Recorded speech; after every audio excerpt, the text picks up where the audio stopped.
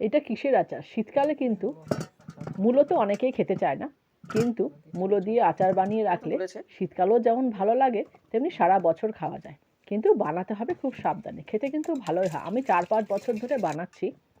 মূলোটা প্রথমে নুন জলে 1 ঘন্টা বা 2 ঘন্টা ভিজিয়ে তারপর জলটা ঝারিয়ে নিতে হবে, কাপড়ে মুছে নিতে হবে। তারপর একটুখানি রোদেও দিতে পারেন, 2 দিন মতন রোদে দেবে।